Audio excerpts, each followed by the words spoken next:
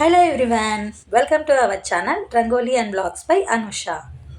ఈరోజు మనం ఎంతో టేస్టీగా ఉండే గుత్తి వంకాయ బజ్జీ ఎలా చేయాలో చూసేద్దాం. ముందుగా ఒక మిక్సీ జార్ తీసుకొని కొత్తిమీర, కరివేపాకు, పచ్చిమిరప, ఉప్పు అన్నీ వేసి వాటర్ యాడ్ చేయకుండా బరకగా మిక్సీ పట్టుకోండి. ఇప్పుడు వంకాయల్ని ఇలా 4 ముక్కలుగా కట్ చేసుకోండి. మన గుత్తి వంకాయ కూర కోసం కట్ చేసి స్టఫ్ పెట్టుకుంటాం కదా, సేమ్ అదే విధంగా ఈ స్టఫ్ అంతా గుత్తి వంకాయలో పెట్టేసేయండి. వాటర్ యాడ్ చేస్తే స్టఫ్ అంతా లూజ్ అయిపోతుంది, కాబట్టి వాటర్ యాడ్ చేయకుండానే మిక్సీ పట్టుకోవాలి.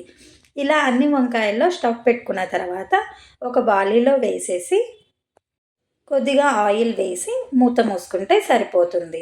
ఆల్రెడీ కొత్తిమీర, కరివేపాకు, పచ్చిమిర్చిలో నీరు ఉంటుంది కాబట్టి వాటితోనే ఇదంతా ఉడికేస్తుంది. ఏం వాటర్ యాడ్ చేయాల్సిన అవసరం లేదు.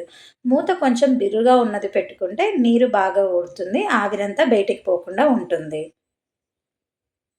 వంకాయలన్నీ ఇలా ఉడికిన తర్వాత వాటన్నిటిని చల్లారబెట్టుకోండి. ఇప్పుడు మనం ఒక గిన్నెలో శనగపిండి వేసుకుందాం. 3 స్పూన్ల శనగపిండికి 1 స్పూన్ బియ్యం పిండి సరిపోతుంది. బియ్యం పిండి, ఆల్రెడీ వంకాయలో ఉప్పు ఉంటుంది కదా, కాబట్టి పిండికి తగినంత తీసుకుంటే సరిపోతుంది, చూసి వేసుకోండి. కొద్దిగా సోలా పొడి అన్నీ వేసి మనకు బజ్జీ కన్సిస్టెన్సీ వచ్చేలాగా కలుపుకోండి. ఇలా అంతా కలుపుకున్న తర్వాత మనం వంకాయలో స్టఫ్ చేసిన పేస్ట్ ఉంది కదా, అది ఇందులో కొద్దిగా వేసుకోవాలి.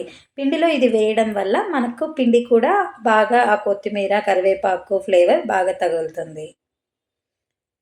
ఇప్పుడు వంకాయలన్నిటిని పిండిలో అద్దేసి బజ్జీలు వేసుకుందాం. ఆయిల్ బాగా వేడిగా ఉన్నప్పుడు మంట సిమ్లో పెట్టి వేయించుకోండి. ఆల్రెడీ వంకాయలు కుక్ అయ్యే ఉన్నాయి కాబట్టి పెద్ద టైం ఏం పట్టదు, త్వరగానే కుక్ అయిపోతాయి. ఈ వంకాయ బజ్జీ చాలా టేస్టీగా ఉంటుంది. ఆనియన్స్తో సర్వ్ చేసుకుంటే చాలా బాగుంటుంది. వేసిన వెంటనే కదపొద్దండి, కొంచెం కాలిన తర్వాత స్లోగా ఒకదాని తర్వాత ఒకటి అన్నీ తిప్పుకోండి. వంకాయ మధ్యలో స్టఫ్ ఉండడం వల్ల మనకు తింటుంటే ఆ ఫ్లేవర్ చాలా బాగా అనిపిస్తుంది. ఈ రెసిపీ మీకు నచ్చినట్టయితే మరిన్ని రెసిపీస్ కోసం మన ఛానల్ సబ్స్క్రైబ్ చేసుకోండి. Thank you for watching.